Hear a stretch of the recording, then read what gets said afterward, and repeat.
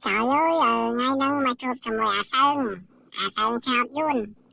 À sơn ngay nâng ơi mà cắt cho nó, mà cắt vô sắp khuyên cả bay chôl cô.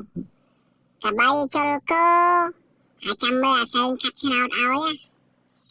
Anh chăm snap, anh cắt cho nó áo. Cả bay, anh vô lệch bay đâu. Hồi ấy chôl anh nạc chất. Hai chất nó lệch tầm bơ. Cả bay ấy chôl chất. Chất anh vô lệch tầm bơ. Anh mình lệch bay, anh mình lệch tầm bơ. Hai câu anh sơ rô nâng, anh đã sơ rô nâng tư. Bay ở chất.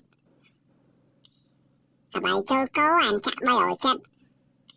Hai cả bay ấy với tầm bay đây. Tầm bay anh đã tầm bay ở chất tiết. Anh nói anh là cả bay chôl cô á. Anh vô chắc tư. Chắc khó tư anh là đông đây vui. Anh cha đã cắt vô shop á, anh là đông đây.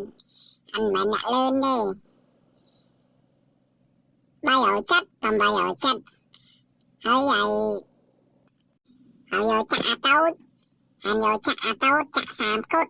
Anh chắc 8 cút. Anh chắc 3 cút, anh chắc 8 cút. Anh chắc 20 cút mỗi tiết. Cả bay anh ôi 20. Anh 20 cút, anh 3 cút. Anh 8 cút. Anh nói là tốt. Anh cắt vô shop sau á, anh trong chạ cả chạy nó trong chạ ơi cầm thả anh vui. Anh nên phản ứng ơi vui. Anh tao ơi. Shop. Bong tao nè, trong rồi sơn cắt vô shop. Bong tao. Sơn phong, sơn cắt vô shop ơi. Sơn tao ơi.